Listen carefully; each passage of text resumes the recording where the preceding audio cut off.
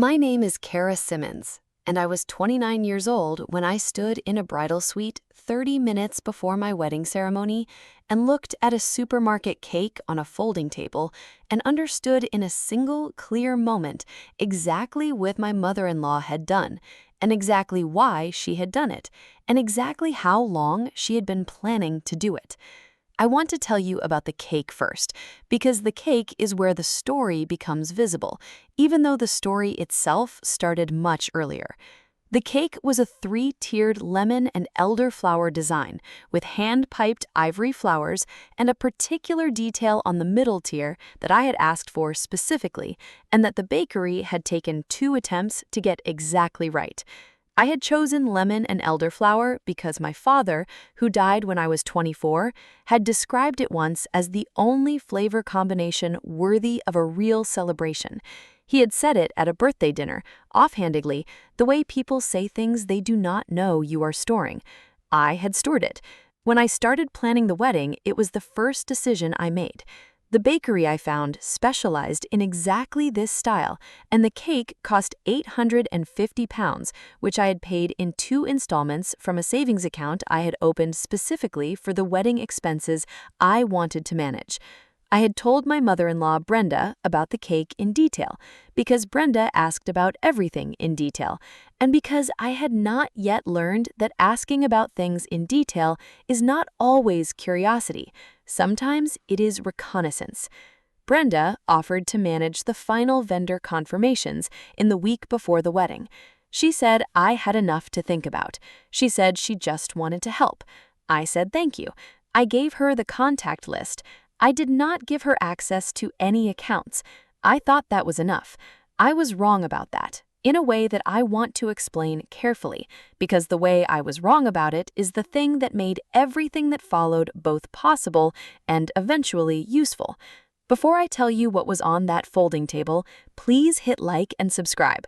Drop your city in the comments. I love knowing where you are. Now let me tell you what Brenda did with a week of access and a telephone. Brenda Simmons, my mother-in-law, was 58 years old and had been managing the financial and logistical affairs of her family with the particular comprehensive authority of a woman who had decided decades ago that nobody around her was quite as capable as she was, and had been operating on that assumption ever since. She was not incompetent. She was actually very organized and very efficient, and had the specific quality of a person who gets things done in a way that makes the people around them feel simultaneously relieved and slightly diminished. My husband, Daniel, loved her with the uncritical warmth of a man who had grown up inside her management and had no external reference point for what family life looked like without it. He did not see the management as control, because it had always been the furniture of his life. You do not notice the furniture until someone moves it. I had noticed it from the first family dinner. I had noticed the way she positioned herself at the center of every logistical decision, the way she obtained information before offering opinions, the way she framed her interventions as help so completely that refusing them felt ungrateful. I had decided early in my relationship with Daniel that I was not going to make his mother the center of my marriage, which meant I was not going to fight her for authority I did not need to have fights about, but I was also not going to cede ground that mattered. The wedding cake mattered. I had told her about it. I had not given her any reason to believe she had jurisdiction over it. What she had was my vendor contact list and a week of time and the confidence of a woman who had been overriding other people's decisions for 30 years without significant consequence. She called the bakery on the Tuesday before the wedding. She told them there had been a change of plan. She canceled the order, which was paid in full, and requested a partial refund. The bakery processed a refund of £760 to the card on the wedding fund account, which was a joint account Daniel and I had opened for shared expenses, and to which Brenda had been added as a signatory the previous month for the purpose of paying a venue deposit while Daniel and I were traveling. She had remained a signatory. We had not thought to remove her. She transferred the 760 pounds to her personal account the same day. Then she ordered a replacement cake from a supermarket for 42 pounds and arranged delivery to the venue on the morning of the wedding and told the venue coordinator it was a last-minute change that the bride was aware of. I found out at 9:47 on the morning of my wedding. The venue coordinator, a woman named Sarah, who had the efficient, sympathetic manner of someone who has managed many complicated mornings and has learned to deliver information without amplifying the drama around it.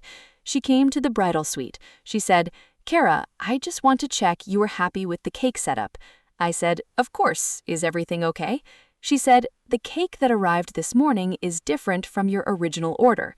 I said, "What do you mean different?" She showed me on her tablet the photograph from my original order and then the photograph she had taken of what had arrived. I looked at both images for approximately 5 seconds. Then I looked at Sarah and I said, "Where is the cake now?" She said, "It is in the reception room." I said, "Can you take me to see it?" She took me to the reception room. The supermarket cake was on the display table. It was in a white box with a clear window and a supermarket sticker on the side that someone had partially peeled and not fully removed. It had fondant icing in an approximate ivory color and plastic decorative flowers in a style that was not entirely dissimilar to what I had ordered, if you had never seen what I had ordered and were working from a vague verbal description. I stood in front of it for a moment. I thought about my father. I thought about lemon and elderflower. I thought about 3 tastings and 8 months and 850 pounds.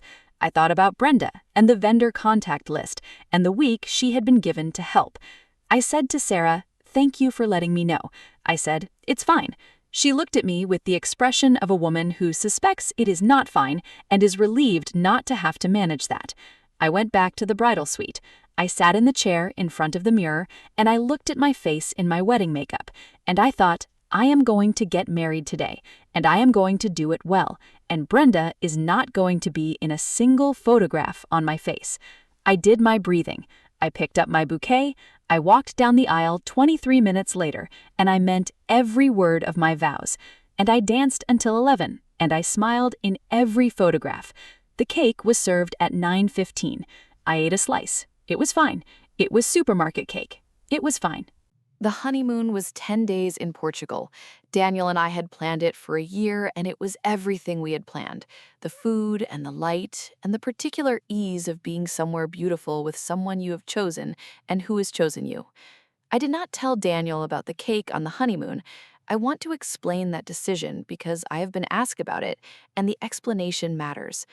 I did not tell him because I did not have the full information yet, and because I had learned early in my professional life that conversations about financial irregularities should not happen before you have the complete picture. I am an accountant. I work in forensic accounting specifically, which means I spend my working days tracing money through records and identifying discrepancies and building cases that are complete before they are presented. Brenda did not know this. She knew I worked in finance.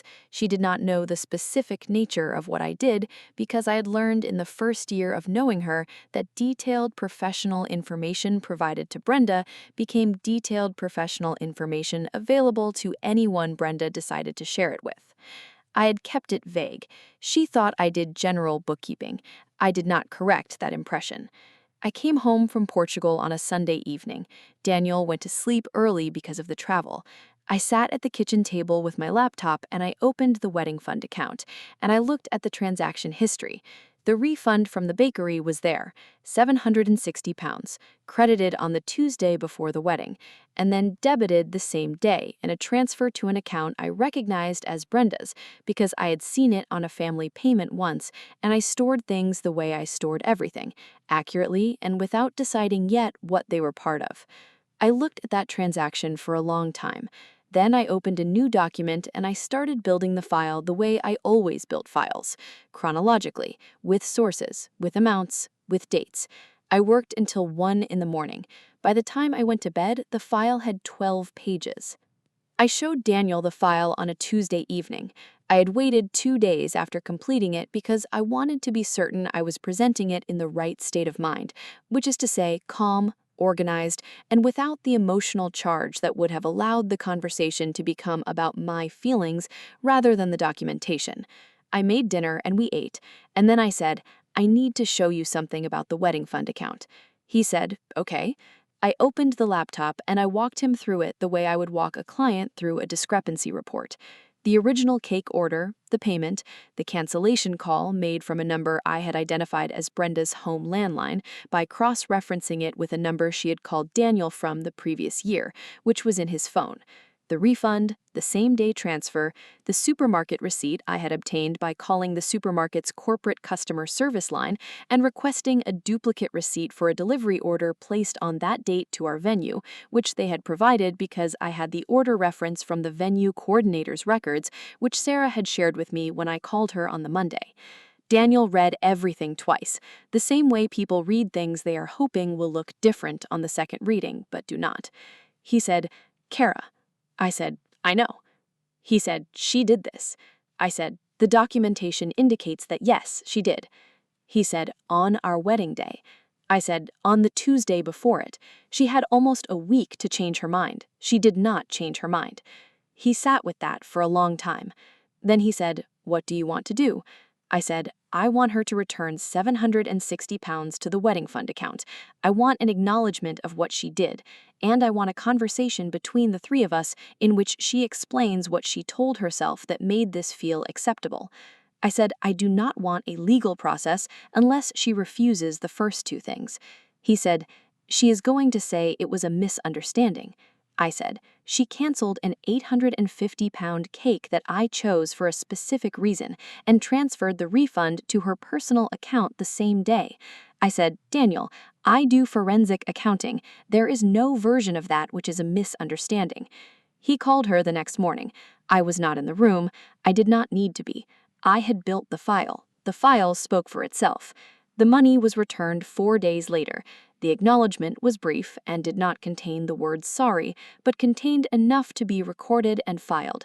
The conversation happened on a Saturday and lasted 40 minutes, and Brenda said several things I will not repeat here, and one thing I will, which was that she had not thought I would notice. I said, I notice everything, Brenda. I always have. She did not have anything to say to that. Neither did I. That is my story. If it stayed with you, share it with someone who needs to hear it. Drop your city in the comments. Hit subscribe. I will see you in the next one.